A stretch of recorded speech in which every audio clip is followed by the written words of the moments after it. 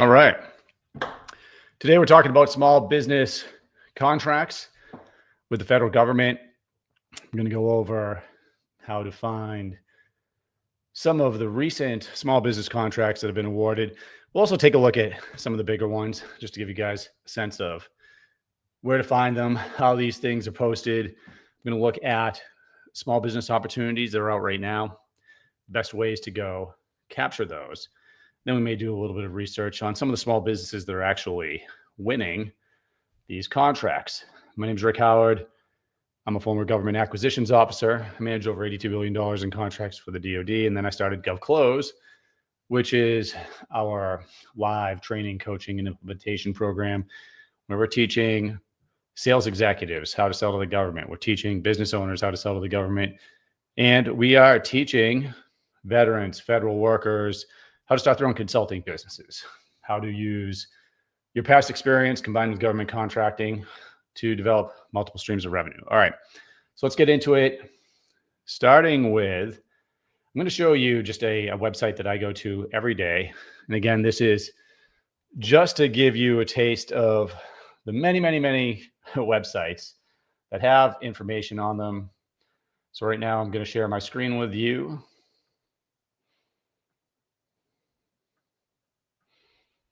All right. Cool. So right now we're just looking at some recent contract awards. Right now we're on the DoD website. So they will post, every couple of days, they're going to post recent contract awards. Even though these are large contracts, a lot of these large contracts are going to have many subcontracts with small businesses. So just good to know. And it will go by agency. We can see here that the Defense Logistics Agency. So we're talking about big contracts, right? $450 million. And it's going to tell you, hey, what is this? It's a 5-year option period, 5-year base contract. And for patient monitoring, capital equipment, we've got one here, $95 million. This could be a small business contract, but believe it or not, we'd have to look at it. Danbury, Connecticut. By the way, guys, feel free if you have any comments or questions as we're going through all of this.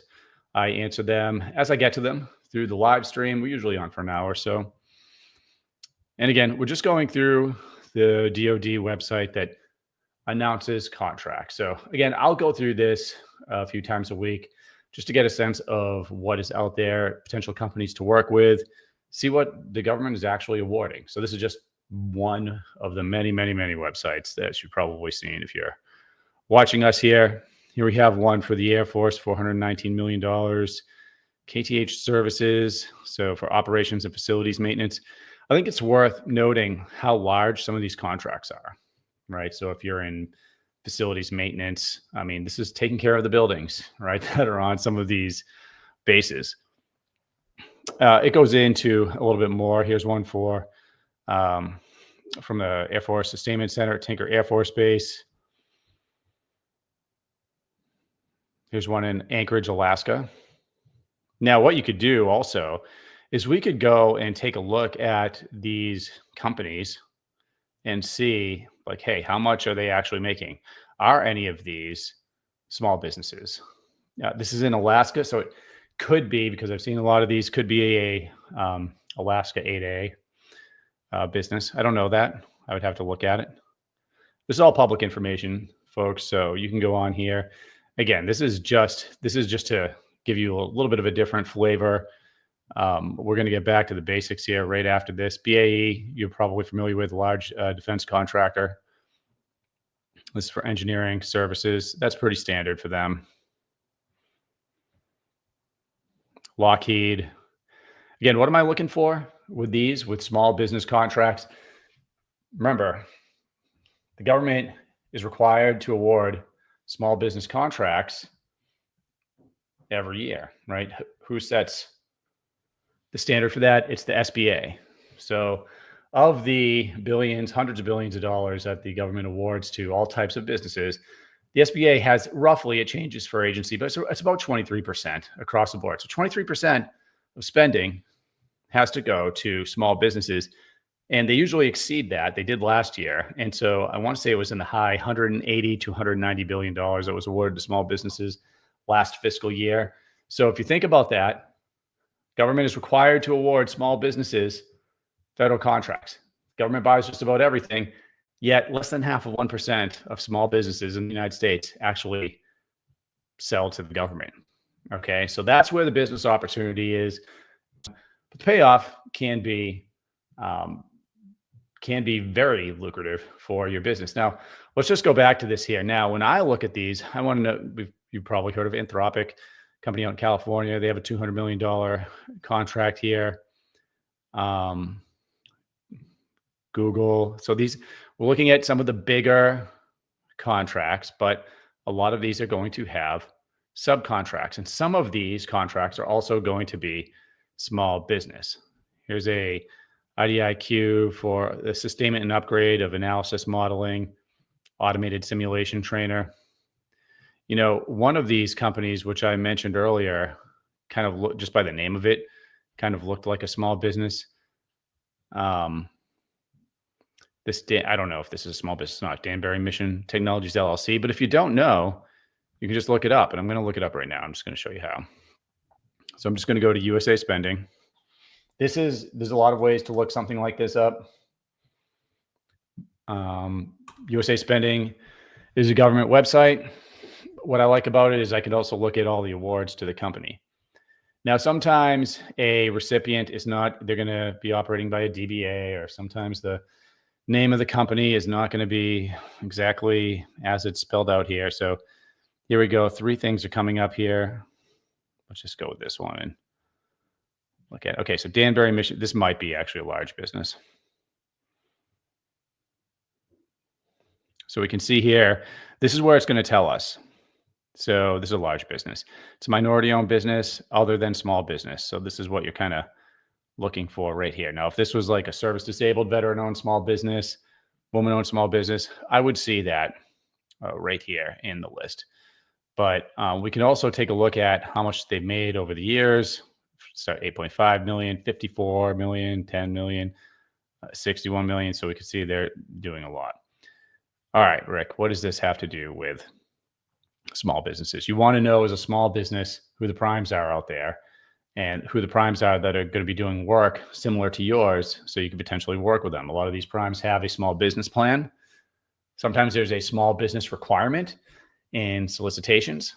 Okay, so I'm going to go back now just to USA Spending, and what we're going to look at is specifically small business contract awards. So I just wanted to show you the Department of Defense website, because I don't think a lot of people go here, because they do make these announcements. So I think it's interesting to read those, even from a small business perspective. So now, understanding that the government has to award a certain percentage of contracts to small businesses, you need to know how to go out and actually get those contracts. And there's no better way than to take a look at what's already being awarded. Now, I've shown you how to reverse engineer a sales plan based on what you sell, right? Because we can model what other companies have done. We can look at total spending. We can see who's doing the buying.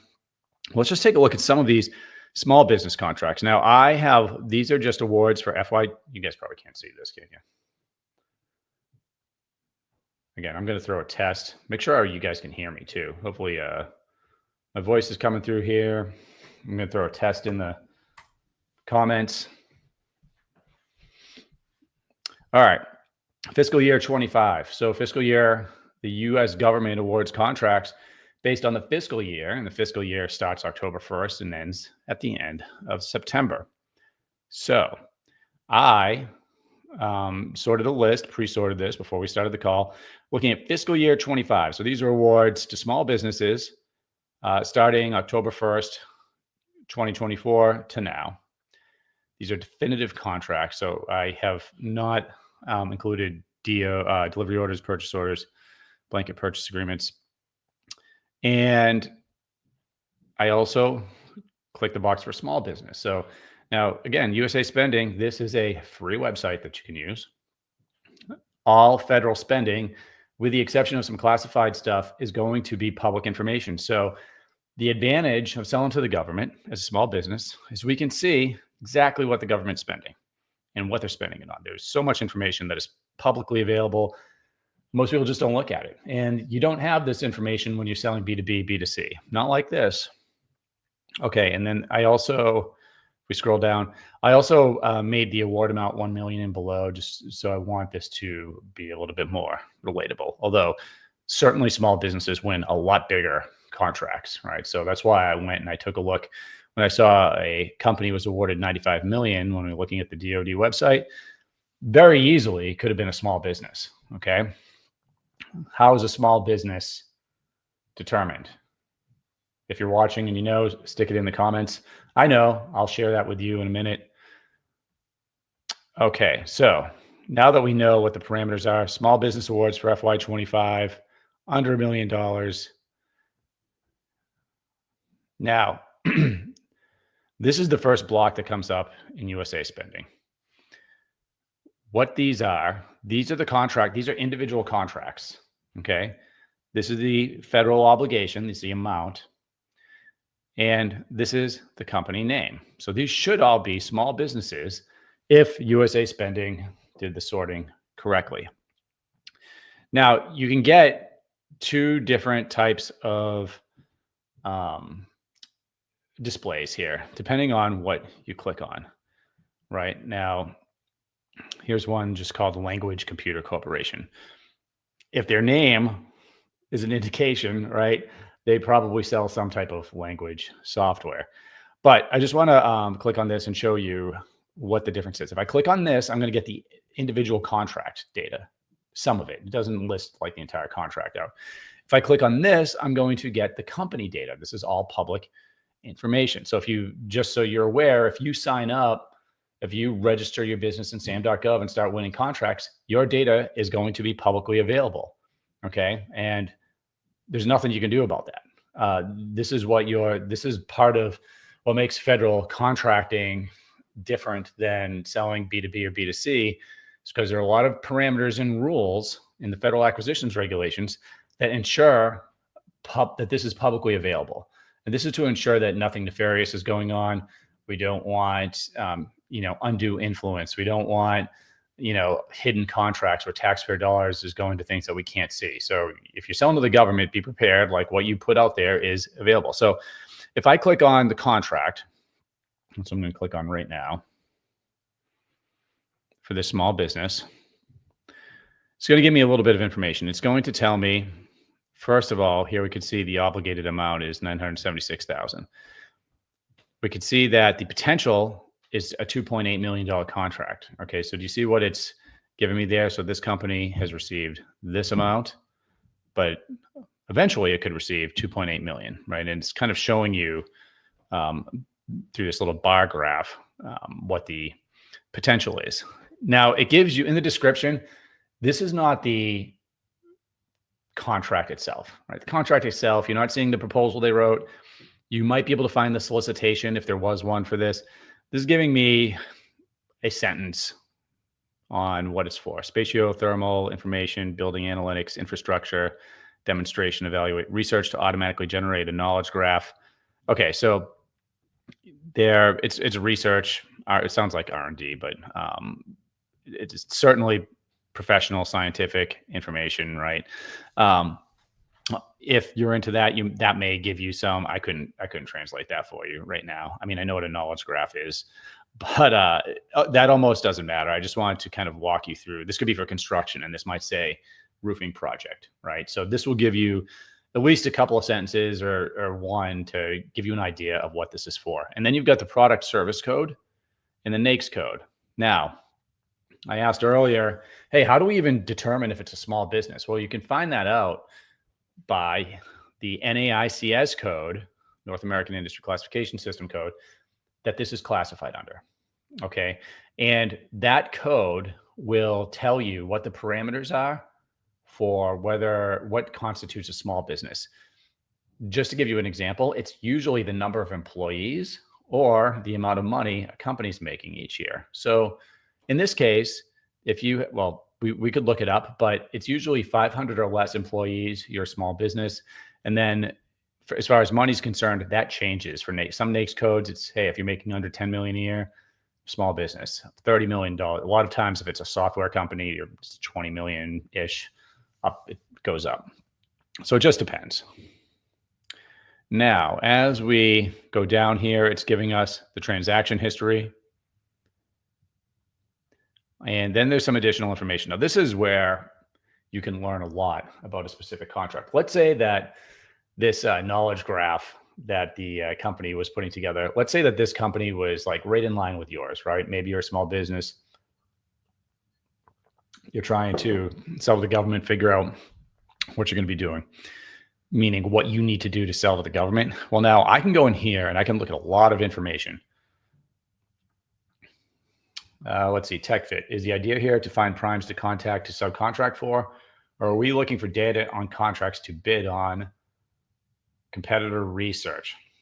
Right now, what I'm actually doing is I'm just showing you some of the small business contracts out there, where to find the information. Now, actually, yesterday, I did an entire live on subcontracting. You can see it on YouTube. It's probably watching again on LinkedIn also.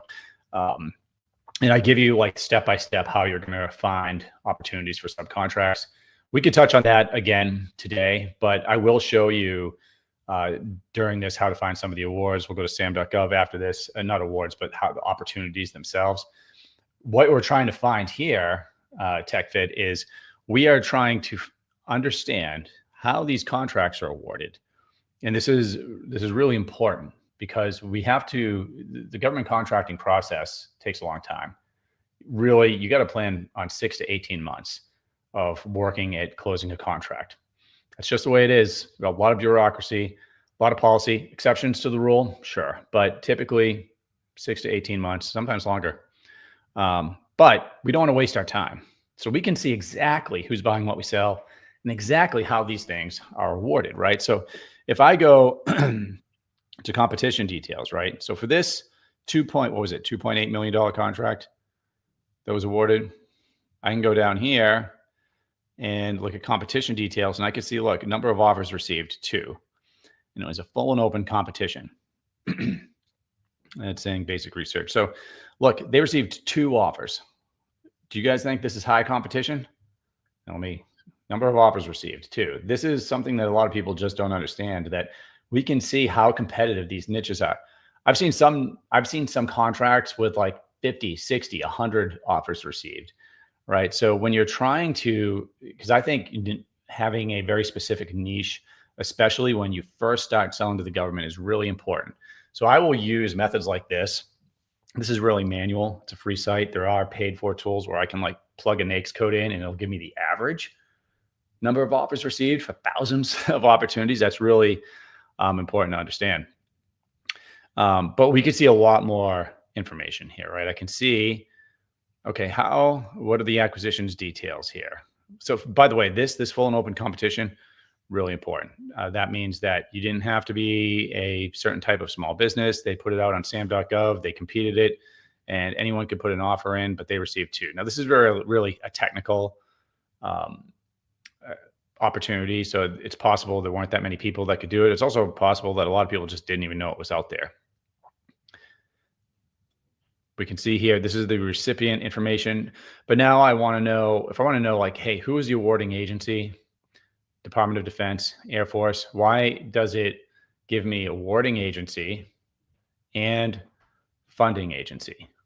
Well, that's because, especially in the DoD, but often in other agencies as well, your acquisitions office. So I was an acquisitions officer for the Air Force, right? So my acquisitions office, if I was putting on something on contract, say it was a aviation technology or software that would go on an aircraft, those aviators weren't located with me. They were out flying missions out of Warner Robins or off at Air Force Base.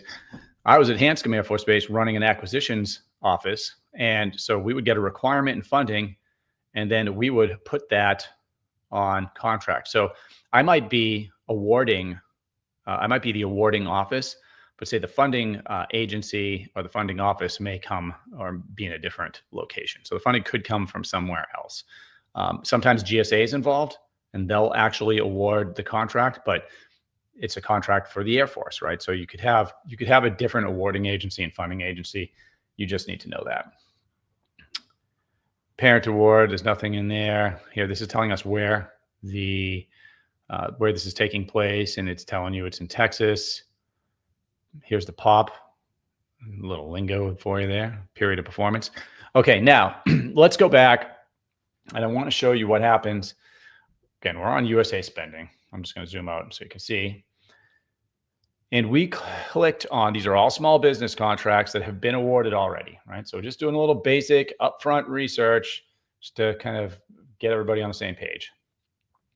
I clicked this contract number, right? But I could click the company itself, and it's going to give me company information. Okay. Again, publicly available information. Now, again, this is a small business. This is registered as a small business. Total awarded amount, and I think that's this year. It says 70 million. Yeah, look. Well, so look, FY24, 9.96 million. I can click up here and get all fiscal years. So this small business, like if they're still a small business, they probably, I don't know if they still should be or not, but 814 million over the course of, look, it's showing us from 2008 all the way through FY25, right? So why don't we go find a business that's a little bit more small, right? And we can absolutely find that here. I'm going to just take a look here, maybe something a little less technical. You can see here, even in the display on USA Spending, it's going to give me award description. There's actually just a lot of information right here. Let's see, here's one for flour and wheat. This one is for a imaging services technician. This one's, I don't know who Paula Marie Jones is, but that's a contract for her. We have one for food donations. Wow, a lot of food donations contracts coming up here. That's interesting. I wonder what that's all about. The Loon Corp. Here's a mock jury. So this is going to be for the lawyers out there. Mock jury consulting. Let's click on that. Focus litigation consulting services. All right, so this is probably a law firm. And it's going to tell us, let's see if we're going to get, just see, this is the only thing in the description is mock jury consulting services, right? And we can see it, potential amount is 12 million. But again, I can go down here and we can look at competition details, number of offers received. This is, again, see, this is the second time in a row now. We've seen that there's 2 offers received. Not a lot, right? So maybe jury consulting services is a good niche to be in. Now, we'd have to see how much is spent each year from the government on this.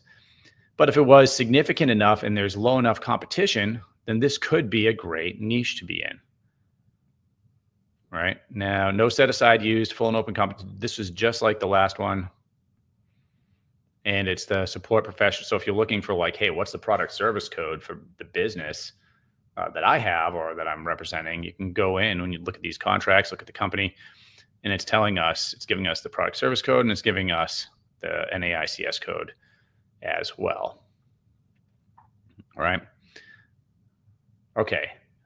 Any questions so far, guys? Just throw them in there. We got some engineering contracts. What does this say? Here's a commodities. I don't usually look at commodities, but looks like this is a company called Premium Peanut. Let's see how competitive the peanut industry is. This is talking about food donations also. Child nutrition. Oh, so this is from the Child Nutritional Program. All right. It is obligated amount is $638,000. We could see that there's did you guys know there's a roasted nut and peanut butter manufacturing NAICS code?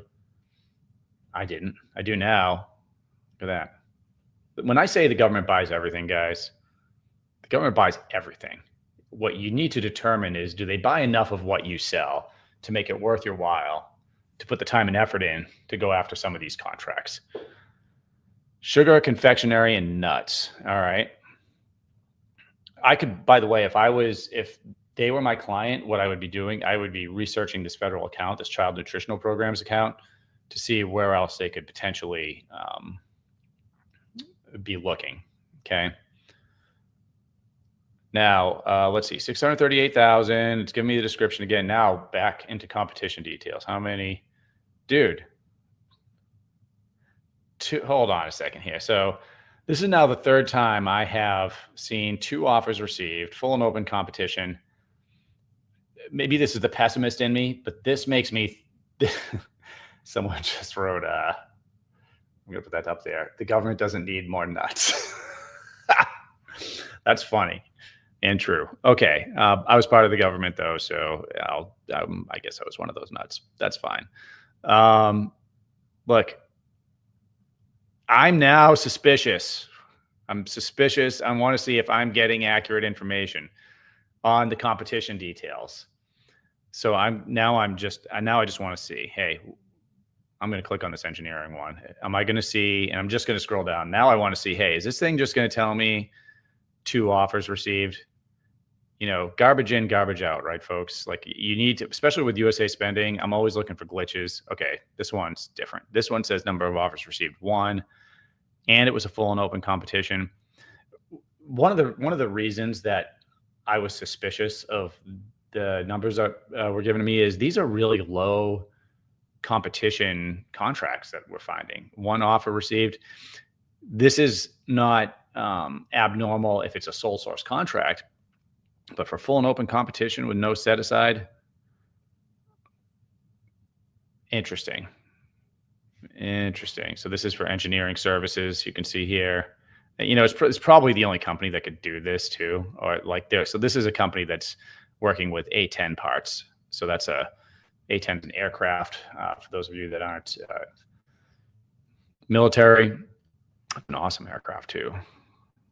I flew a big, ugly aircraft before I went into acquisitions. The A-10 is a close air support aircraft that was basically built around a Gatling gun. It's probably the coolest aircraft out there in my book. All right, so what have we been doing here, folks, and how does this apply to you? So we have been essentially looking at USA Spending, just going over some small business contracts that have been awarded, right? We've been looking at some of the information that's available. We've been looking at competition. How does this help you? Well, this is part of the research. You can go back and look at our videos on YouTube. Just go to GovClose. If you type in @GovClose or just GOV, on YouTube, you'll see, pull up the channel. We have tons and tons of tutorials there where we walk you through like how we do some of this research. And of course, govclose.com is the program where we train sales executives. We train people that want to sell to the government. We train federal workers and military that want to start their own consulting businesses or get into this space. And we help them start a business. So it's an implementation program, live coaching. You need to do this type of research so you can put a plan together so you know who you're selling to, and you know, because you can look, there aren't many people in the government that can actually buy anything from you. So we want to know the exact office, how they're buying, because there's lots of different ways to buy, and then you can align your company with that. So it makes a lot of sense. Now, here's a question. Good morning, sir. From your experience, I have no knowledge in this contracting business. How can any small companies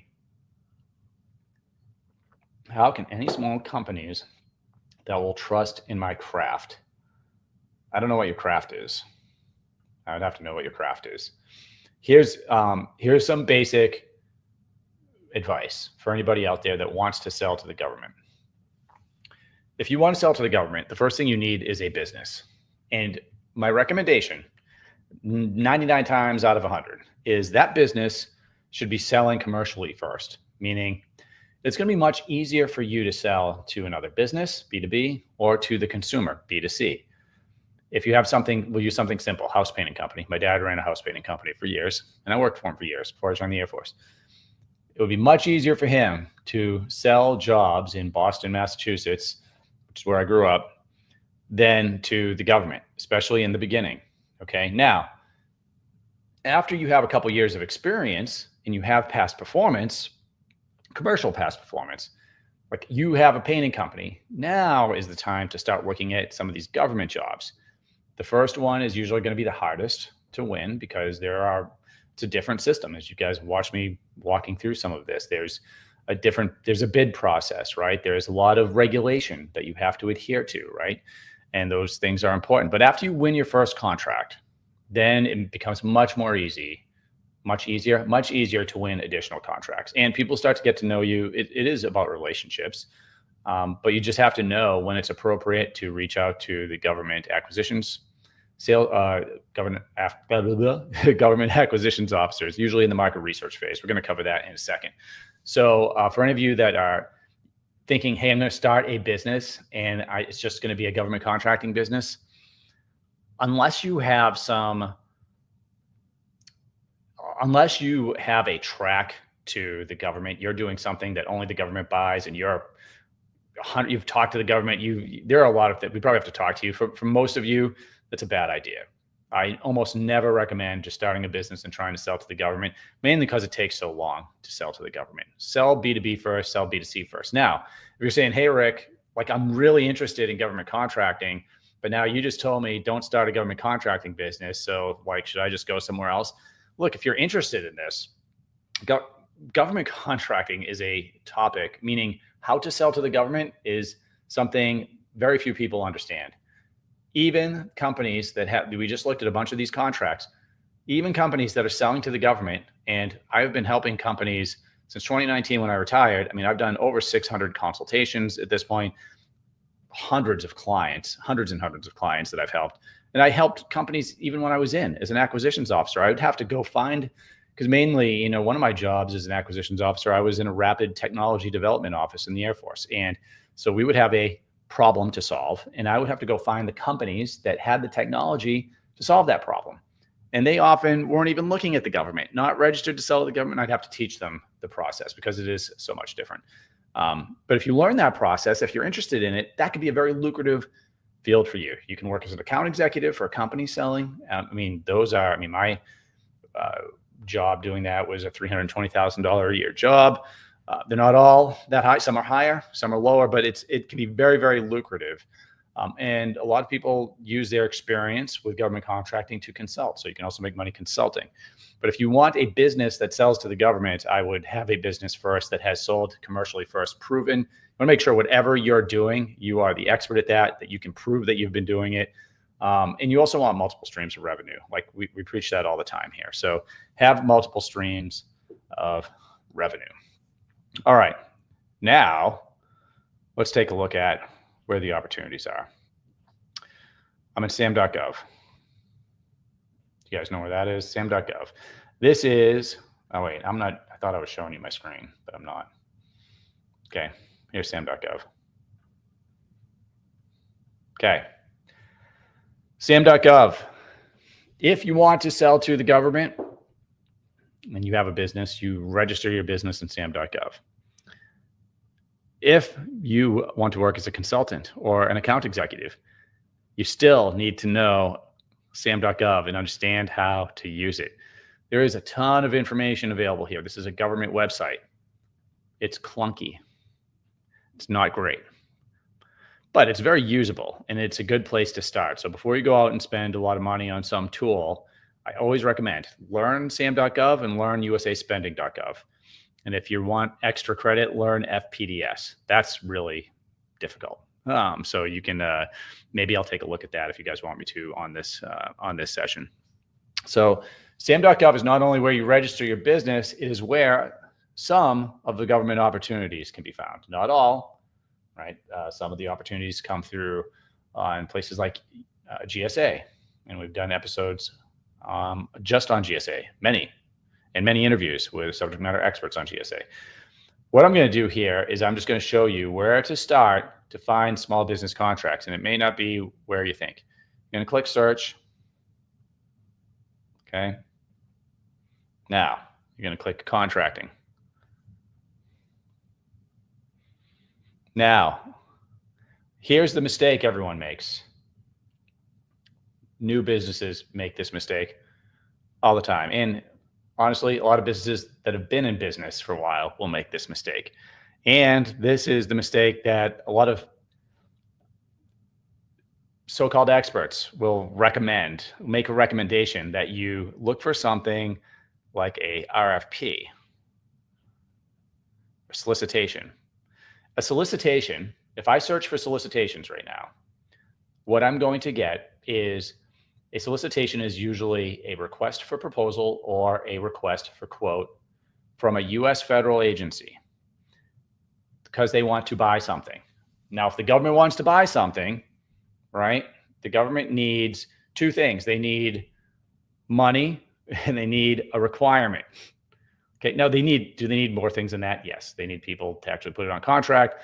They need contract vehicles, et cetera, but in some cases, but they need two things. They need money and they need a requirement and they need to be ready to go. The solicitation comes at the end of the contracting cycle. Okay, so this is not the beginning, right? There is so much work that goes in before that solicitation comes out. This is what companies get wrong. There are a few industries that will start at the solicitation. I'm not going to cover those right now. Let's talk about the ones that we just saw. Services, right? R&D, developing a technology, these are all going to start for the most part in the market research phase. There's a phase of acquisitions. Now let me go back to my screen here. That comes way before this solicitation. This is the end. This is where you write a proposal, right? And this is where a lot of companies want to start because they're like, oh, well, I don't want to waste my time with something that's not going to give me a contract. So I'm just going to write a proposal on this solicitation and I'm going to win a contract. But what ends up happening is they don't win the contract. And then they write another proposal and they don't win. And then they write another proposal and they don't win. And then they come to me, they say, Rick, the whole thing's rigged because I'm writing proposals. This RFP was perfect for my company. I sell widgets and they wanted widgets and I sell the best widgets. And not only that, my competitor is winning and he keeps winning. And I also suspect that as I read this solicitation, maybe his widget has this certain feature and it's included in the solicitation. It looks like the RFP was written for my friend or for my competitor. What I tell him is it probably was written for your competitor, but it's not rigged. And the reason is you're starting at the end and you're crying about not winning. You need to start before that. That's why we are starting at a sources sought. And the sources sought could come out a month before the solicitation, 6 months before the solicitation. It could come out a year before the solicitation. But these sources sought, this is where the government is trying to figure out how to write the solicitation. They are trying to figure out, can I set this aside for a small business, right? Because I need to know that I can't set this aside for a woman-owned small business. So I'm going to put my Air Force acquisitions hat on, right? So I couldn't set something aside for woman-owned small business unless I knew at least there were a couple of woman-owned small businesses that could do the work, right? So this is where we're putting it out there. It's where the government puts it out. Hey, who can do the work? They're going to have questions. Maybe, I remember I was working on Insider Threat when that was a problem set that came out for the DoD. I wasn't a cybersecurity guy. I had a million questions. Now I had an engineering team to help me, but we would put sources sought out. We put RFIs out to get information from industry to help us. This is their invitation to you to start a relationship, not an inappropriate relationship. This is the phase that's legal for you to communicate back and forth, for you to set up a briefing. Now, so sources sought. That's what we're looking at right now. It's in the market research phase, and I'm going to walk through one with you guys. And I'm also going to talk about what can go into a sources sought, why this is so important. Okay. I am going to let's see if any of these are actually set aside already, because this is a small business. At least that's the theme of this live session. So let's take a look at some of them. So let's see, chemistry analyzer. We have one and by the way, when you're looking at these, make sure that the response date is after, is today or after, right? So make sure that you can still respond to these. I'll put it up there. So it lists it right over here in the right-hand column. I will tell you that, first of all, there's a way to, you can put the dates in. You can put only sources sought from today in there, so it will not show you ones in the past. But if you just look up sources sought or solicitations, it will show you stuff that's already expired. Now, one difference between the sources sought and an RFP is that a source is sought, because you're not going to win the contract responding to the source is sought, that you're not submitting a proposal. It's much easier to submit a response to one of these, but you can pack whatever you want to in here. These are much less stringent. And by the way, like, I've submitted them late, I've received them late, and it's not a big deal. Like, if you submit a proposal late, you're eliminated. Unless the government didn't receive any proposals and, you get really, really lucky, like, that proposal has to be submitted on time. But with a source is sought, you can submit this. I've submitted them a week or two late. Government will probably just say, hey, got it, thanks. So make sure that we are before the end date. So that's just because I've wasted time like looking at these, like when I first started looking at them, and then I realized, oh, that source is sought or that RFP was due 2 months ago. So now here we go. We got some slit lamps. I'm just going to pick on one of these, trying to find something here that maybe is less technical. Here's one for depot operations and maintenance. But that was due, what's today? Today's the 15th. Look at this. That was due on the 14th. 14th. Here's one that's due today. This is an RFI for a 2024 Biolo violin. I'm just going to click on this because I'm curious. Like, what is a Biolo violin? Is this an actual violin or is this something else? Okay, but this is just a good illustration. What is it going to tell us? It's telling us agency. It's telling us the sub-agency, the Navy, Marine Corps, okay? And it's telling you where in the Marine Corps. This is the Marine Corps' Installations Command. You could Google MCI, NCR, and probably find out a lot more information about that. It's telling you when it's due. This one's due today, I think. And it's, yep, so musical instruments. So it's telling us they're looking for a musical instrument. And here's an attachment. The attachment is going to have all of the characteristics, but this is a musical instrument. They might even tell you the exact one they want. This could also be accounting services. This could be anything, and it's going to tell you what they're looking for. And so now, and then they're going to tell you, hey, we want you to respond with a certain number of answers to these questions, maybe a capability statement, which we've done videos on, and you can look at those. Under contact information, if I scroll down, you're going to see the email address and the contact information, maybe even a phone number of the actual person that's going to be putting this on contract. So you see how powerful this is. Now we're not guessing, okay? And we're not, by the way, writing a proposal, talk about a lot of work, right? You're spending days. Some companies spend months writing proposals, okay? So now we can use the source is sought methodology to reach out, ask questions, see if we're even in line for this. I eliminate a lot of opportunities this way because I can call them up and say, hey, like, what's going on? Do you have an incumbent on here? There's also digital ways to find that out. You can ask questions, specific technical questions about the source is sought to see if you maybe don't meet the guidelines, right? There's a ton of information. Here's one for lawn maintenance and snow removal, and it's due July 24th. Army Corps of Engineers. Okay, that's who it's with. And you can, by the way, so where is it? Engineer Division, North Atlantic, Baltimore. Okay. And by the way, you could like just Google the office because we want to know this. We want to know the office. What office am I selling to? Right. Let's see. Hold on. There's a couple questions that have come in here. Could you please provide the 3 websites again? I captured SAM.gov, USAspending.gov. Oh, and then somebody else, Entree, I think, responded, hey, Paven, it's FPDS.gov. Yeah, FPDS is it is an eyesore. Okay, I'll take a look at it here. Just remind me if I don't get to it. But FPDS, there's a ton of information in it. You just got to know how to look through it. It's going to give you can look up the specific contracts. You can look up companies in there. It's just, and it seems to be a lot more information. It's just not easy to use, right? Okay. This classification, I'm just going to walk through this a little bit here with you guys just to show you some of the information you want to look at. It's a total small business set aside. So the first thing I want to know, if I'm a big business, I'm not responding to this.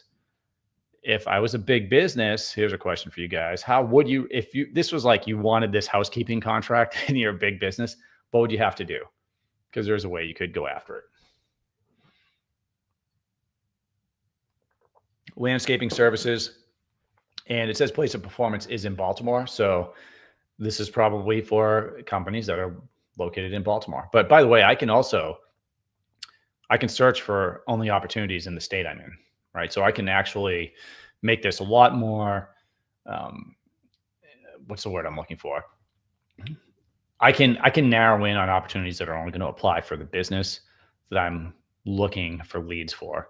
And I can automate this. Even in SAM.gov, it's a little bit more of a pain. You have to log in, but you can set up automated searches where you're notified whenever a search pops up. Because, look, for some industries, you're not going to have a source of sought pop up every day, right? For some, it's going to be a lot less frequent than that.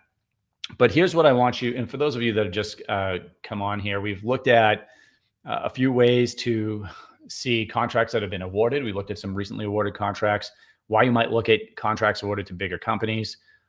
We looked at USA Spending, just some recent small business contract awards. We looked at the contracts themselves to see how many proposals were coming in per offer, so that way you can kind of figure out what the competition looks like. We also looked at the actual companies that won them and the information there. What certifications do they have? Who are they selling to? Like, what are their top agencies? What have they made over time? There's a lot of information we can take away from that. Now, in this description, notice right here, it says, this is not a request for proposal. And it says there will not be a solicitation, specifications, drawings available at this time. This is why a lot of companies don't engage on these, because they're like, oh, it's a waste of time. But they don't realize it's the companies that take a little bit of time to engage on these. And because, by the way, when I write my response to this, I'm going to ask questions. I'm going to pack this source of sought full of a bunch of information. It's going to help my business that I can potentially get into the solicitation if they take that. I might request a meeting with the office to ask questions. So maybe even a telephone call. The more information I can get about this opportunity, the better my proposal is going to be down the line. And you want them to know your company before that proposal comes in, right? You want them to have trust and confidence in you and your business. So there's a lot of standard information in here about market surveys, blah, blah, blah. Then we get to the project description. Okay. And it's talking about lawn maintenance and snow removal. And it's telling you where it is. It's giving you some of the simplified acquisitions. So this is, okay, that's good. They're going to use simplified acquisitions procedures. Okay. I've done episodes on simplified acquisitions procedures. This is, by the way, like when we're working with clients and we're putting the roadmap together for our clients, we have got to understand how the government buys your type of service. So yeah, we're looking at lawn maintenance now, but we were looking at like knowledge graph contracts earlier, right? We want to know, hey, is it going to be full and open competition? Is it going to be something like a blanket purchase agreement, right? Is the timeline going to be long? Is it going to be short? What do I have to expect here? It's also asking, let's see, the purpose is to gain knowledge, interest, qualifications of various members of industry. Remember when I said that I couldn't set something aside, even for a small business, unless I knew that there were a certain number of those businesses that could do the work. Like I'm not going to set something aside for an 8A business if there are no 8A businesses that can do the work. I need to know that there's a couple that will not only can do the work, but will bid on it, right? So right here, it's saying small businesses, 8A, hub zone, SDVOSB, that's service disabled veteran-owned small business, woman-owned small business. And they're saying yes. So they're telling you exactly what I just told you. We want to ensure there's adequate competition. And it's going way further on here. Oh, it's also telling you, remember when I told you guys that how a small business is going to be defined by your NAICS code? Every NAICS code is different, and it's usually going to be either number of employees or there's going to be an amount you're making each year. Usually 500 employees or less, or if it's defined by price, which clearly this one is, it says here, the system code, this is your NAICS code for landscaping services, has a small business size standard of $9.5 million. So you just want to know I would have to go back and reread if that's gross or net, but you would just want to make sure that you are under that. Now, here is where they're telling you what they want you to submit. So, hey, I want the company name, your UEI number. That's all standard stuff. They want to know if you have any of the set-asides, like SDVOSB. Here we go. They want a concise narrative with a maximum of 3 relevant projects of similar size, scope of work, and magnitude of the past 10 years. It doesn't say, well, maybe it does down here. You want it, what I'm looking for is, does it say government? It has to be government work. And I don't see that it does. It just says it will be shared with the government project manager. This is one of the reasons, guys, I say don't, and it's so many people waste their time starting say, I'm going to start a government contracting business, or I'm going to like be a matchmaker. Government's not interested in that. They want to see that you've done the work. Like, this is something very basic, landscaping. Would you hire somebody to do your landscaping that didn't have a landscaping business? Right. So if a guy showed up at your door and said, hey, yeah, I want to cut your lawn. I want a year-long contract or a 3-year contract to cut your lawn for the year and remove the snow. All right. Are you just going to give it to him? Hey, okay. Upon further questioning, do you have a lawn care business? No, I don't, but I'll find someone that does. And I'm going to middleman it. I'll take your money and I'll go out and I'll find a lawn care crew that can do the work and a snow removal crew. Would you hire that person? Like, you'd be crazy to hire that person. This is why you want to, they're even asking here, show us the work that you've done. We have to know that you've cut the lawn on these bases. And, so very important, right? So have a business if you're going after this, or work for a company that has a business and past performance. It's even asking you for the customer's name, satisfaction, list of equipment used, dollar value. Now, are you limited to only providing that type of thing? And then it gives you a bunch of contact information in here, and it's giving you additional information. See these attachments? These are all going to have, like, we don't care about that because I'm not submitting a lawn care source of sought. But I'm not limited to what they're asking for, right? I am going to pack everything into this that I can that will, A, make the government more likely to award this contract to me. B, I'm going to pack things in here that could eliminate my competition. Let's talk about some of those things, right? Let's say I have a GSA schedule, right? So for those of you following us, you should know what a GSA schedule is.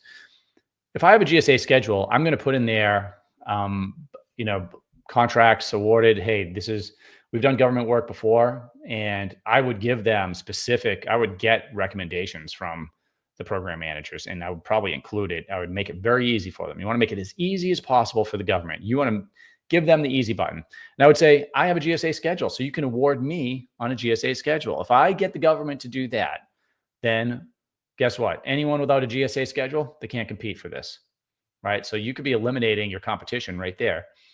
If you get the government to, let's say you're a service-disabled, veteran-owned small business like my business is. If I get them to set this aside, I'm going to say, hey, we recommend you set this aside for a service-disabled, veteran-owned small business. And there are others in the area. I might even name them. I might even name my competitors in that, in this source of sought, to get them to set it aside for SDVOSB, especially if I think this is going to be competitive. What does that do? It eliminates anyone that's not SDVOSB. So now if you're a woman-owned small business, but you're not a veteran, you can't bid on it. It won't be considered, right? So you can get the government to include things in the solicitation through your source of sought response. I could put in there stuff that they're not asking for. I could put in, hey, we use these special, I'm just making this up, right? But I use these special environmentally friendly lawnmowers and mentally friendly gas. So our emissions, beat the standard of blah, blah, blah, right? Well, now your competition, your competition doesn't have those lawnmowers or use that fuel. How can they compete? They don't have the equipment, right? You have the past performance. So I'm including things in here. What if this was for program management? I might put, hey, my team is PMP certified. We we would recommend government that you make the PMP certification a requirement, because we've seen in the past issues if you don't. You can include any certification. So you're trying to make your business more competitive by influencing in a legal way what the government puts into the solicitation. What do we get here? GSA schedules are expensive and complicated for small businesses to acquire, but they can help open up a lot of opportunities, and it's worth it. Yeah, Jarella, especially now, right? Check out our videos on GSA and some of the recent executive orders. Here's what's happening. GSA, if you guys don't know, it's a federal agency, right? But it's also commonly referred to for the contracts that they have, the GSA schedules. GSA was created initially, I want to say in the 50s, to centralize procurement for all the federal agencies, but that's not what happened. What ended up happening is the federal agencies, a lot of them don't want a middleman, right? So what GSA does is GSA does some acquisition, right? So they're really good with things like commodities, even software licenses, I think pharmaceuticals, office supplies, things like that. You're going to see a ton of that through GSA. And then you're going to see less of it in the other things, right? Accounting services and legal, things like that. We can look and see how much GSA is used. Now, here's why GSA matters. You have to apply to be on a GSA schedule. And that application process, that could take a year, and it could be expensive. Just like Jarell is saying here, they're expensive and complicated. It's not something to jump into. And by the way, I've had plenty of businesses reach out to me and they're like, hey, I just spent 30 grand in a year of my life getting on GSA and I haven't won any contracts, right? So getting GSA doesn't mean you win anything. And then we look at this. I'm like, did you look and see how much the government spends through GSA on what you're selling? No. And then we go in and it'd be like, hey, the government spends $1 billion a year on the product you're selling, but only $4 million a year goes through GSA, which relatively speaking is minuscule, right? The government doesn't have to use GSA. So we want to know, does the government use GSA for what you're selling? This is one of the first things you have to do. First is, does the government buy what I sell? Next is, do they use GSA? How do they buy, right? That's why when we just looked at the sources, we saw simplified acquisitions. That's great. So that Army Corps of Engineer contract, like they're going to use a simplified acquisitions procedures to put a small business on contract. It's usually going to be faster. There's certain things that fit under that.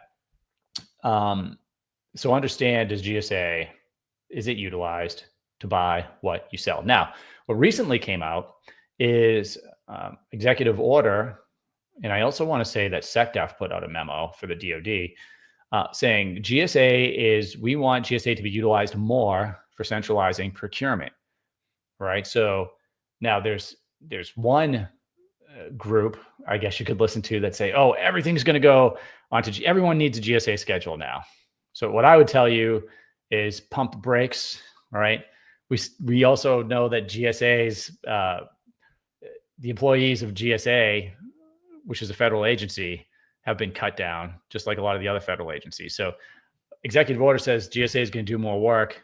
Meanwhile, they've also had tons of employees cut. So if you don't have the employees to do the work, you can't do the work. But even if they were fully manned, even if they were 10 times the size, they still wouldn't be able to do all the acquisitions for all the federal agencies. And I don't think that's the intent. We've interviewed senior leaders from GSA on the channel. And what they're saying is that for non-mission related things, yes, GSA is going to maybe be increased for the amount of use. And what I would tell you is, so what I mean by that is, if there's something, hey, military mission related, it's on NASA soup, it's probably going to stay on NASA soup. If you're selling office supplies, which is a significant GSA utilization, it's probably going to go up, right? So I would look at, hey, is GSA being used at all in my category? If I see that GSA is being used 20%, it might go up, right? So now, whereas before I might have said, hey, you probably don't need it, but it's a nice to have down the line. Now I would say, if you're selling to the government and GSA is being used and you don't have it, you may need to go and get it just as a safety mechanism, because it could increase. Either way, GSA is you're giving the government another way to buy from you. And it's also going to give them a little bit of, what's the word I'm looking for? it builds trust, right? Because it says, hey, you've been vetted. GSA is going to vet all of your pricing and whatnot. So that's something else to consider. Thanks for the question, Barella. All right. Let's see. Oh, Andre mentioned FPDS. Do you guys want to look at that? I guess I could show it to you. I'll show you this. You know what show. Let me bring it on now. Okay. All right, guys. Here it is, FPDS. I very rarely do any of this in these videos. Okay, let me take Andre's comment down. Okay, FPDS, another federal government website. And there's a lot of information in here specific to contracts. How do you use it?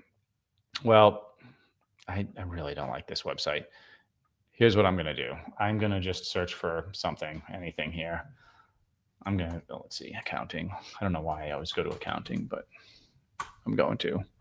All right, so now these are all contracts, but I just used a keyword, keep in mind. So these contracts all have the word accounting in them somehow. It doesn't mean they're accounting contracts. It could be, this could be a contract for, the government wants to buy 500,000 guitars for the Marine Corps, and they want you to use an accounting system to manage that. Well, if it says that somewhere in the description, then it's going to pop up under here. So a better way to do that, I could clear it, and then we could search by NAICS code, right? Let's see here. Oh, what I just did is I sorted by NAICS code. That's why I really don't like this. I go to advanced search though, and I could do new search. You guys probably can't even see this. New search, add, and that now I can click from a lot of different parameters here, right? I wonder if I could search by competition or offers received is probably listed under. Look at how many. Oh, you guys aren't even looking at this, are you? I don't know why it's not. The drop down's not. So when I click this button, what I'm seeing on my screen is a drop down, giving me like a million different things that I could choose from. So I'm just going to click NAICS, and let's go. I don't know. If someone wants to give me a NAICS code, you can. I need an actual NAICS code, so I'm going to just pull one up here. Let's see. Yeah, aircraft parts 336413.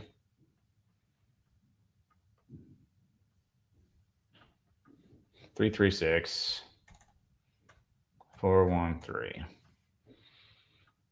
All right. I'm going to click search. So now all of these should be aircraft parts. Yeah, here we go. And you can see here, by the way, this is 2000. Now we're going back to 2000. Now Drella wants me to, what is yours, Drella? 541512. I can do that. I don't really want to look for aircraft parts. So let's try this again. Let's go advanced search.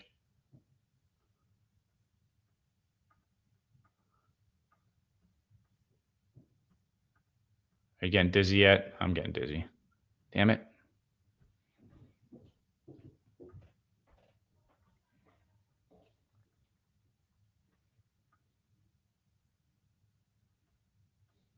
Okay, new search, add.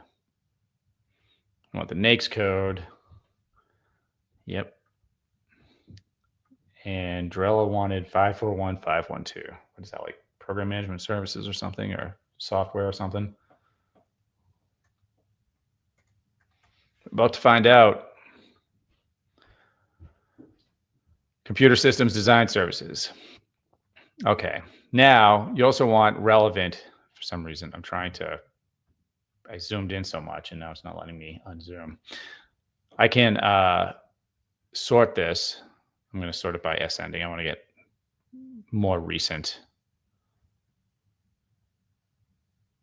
Did it switch it up on me? Now it's giving me other administrative support services. Oh, is that the product service code?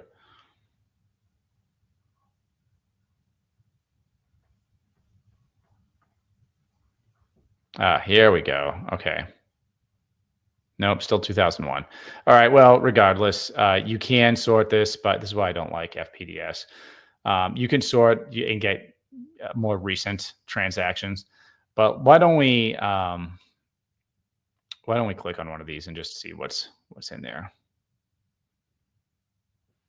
You can see here, it's kind of an eyesore, but it does give you a lot of information.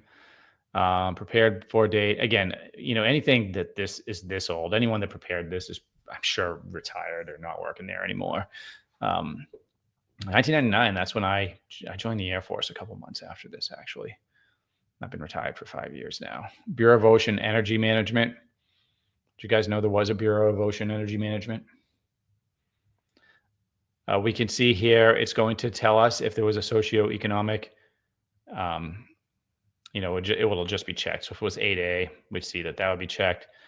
We're seeing what the product service code is. A lot of this is available in USA Spending also. Here we go. Number of offers received, 2, right? Sometimes this gives us contact information. Again, it would be useless right now, but it's giving you the contract agency name, action obligation. It's giving you the POP. This is a modification, so it's giving you that. So yeah, again, it's another way of getting information. Don't know if that is helpful to you guys, but that's what you got. All right. So let's wrap it up. What we've gone through today is how to look at small business contracts. We look at some of the recent small business contract awards. We looked at another way to find them using the Department of Defense website that I brought up at the beginning. We then went into SAM.gov. We went in through source to sought. This is why you use a source to sought, why you respond to one. You want to start as far ahead of the solicitation as you can, and that's one way to get there. Essential for small businesses. This is part of how the government sets aside contracts for small businesses in some case. And we also talked about, hey, what can you pack into a source to sought to make it more helpful for your business, right? And then we went into FPDS for some reason and started looking through there. You guys probably sense that, I'm not a huge fan of FPDS. I will tell you this, check out, if you haven't already, go to govclose.com and check out our free training video there. If you're interested at all in the government contracting profession, if you want to improve your skills as an account executive, selling to the government, if you're a company, you want to train your folks, if you want to learn, like, hey, what should I be selling? What's my niche? Like, what does a plan look like for us? This is a great place for you to go. We have a 1-year program. We work hands-on with everybody in this program. They're getting great results. A lot of our guys are going and starting consulting businesses. They're using their professional background combined with government contracting, and we help them to do that. We show them, hey, this is how you write a consulting proposal. This is how you get clients. So this isn't just limited to selling to the government. We're showing you how to bring in revenue streams, multiple revenue streams off of this. And we're not pulling any punches. It's not easy. It's a hard program, but the people that go through it are getting results. So if that's for you, you can head to govclose.com, and I appreciate that. And hey, look, if you have any topics that you want us to cover on these live sessions, just let me know and we'll put something together. And if it's really in depth, maybe I'll just put a regular YouTube video together and put that out there. Guys, have a great week. We'll see you. I think we'll be back on again at 10 o'clock tomorrow to cover a new topic. All right. Cheers. After going through the course, I was able to land a client that pays me a monthly retainer to actually help them develop their business and go after these federal contracts. I was able to get a consulting gig with a software company that currently works with the intelligence community. Within 2 months, I have my first client. So the initial contract was for a 3-month contract for $4,000 a month. So 27 years old, you've never worked in government contracting, you've never worked as a consultant, and you just closed your first deal, is that correct? Yes, sir. And I've got a couple small projects on the side as well, so definitely probably my best investment I've made all year. A cold call landed a 9-figure government contract. Start a consulting business and a high salaried position as account executive in public sales. So you're doing both of those things. I'm living the best of both worlds right now. So my name is Mike Knickerbocker. I am a naval officer that's getting ready to retire. Right now, I have 3 firm clients and 2 more perspectives. I'm able to provide value across different industries because the skill set that I learned through the course and was able to apply my own experience. GovClose came and it was a no-brainer. I wanted some secret sauce. This has allowed me to live in Germany. It's a little hazy today, but we can do that. You see?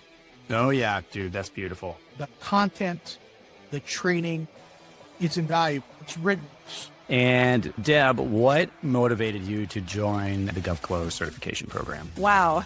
Well, I think that wanting to work with a leader in the field, someone who understands government contracting on a deep basis and has the reputation, the experience working with you and your company was a natural.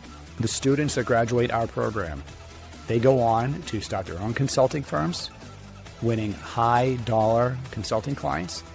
They go on to land high-paying salaried positions as account executives with companies that sell to the government. I'm so proud of the people that have gone through our program. And if you are considering either a job or a business, and by the way, some of our students are doing both, as I did. They're running a consulting business and they'll have an account executive job. It's transforming their lives. It's bringing true wealth to them and their families.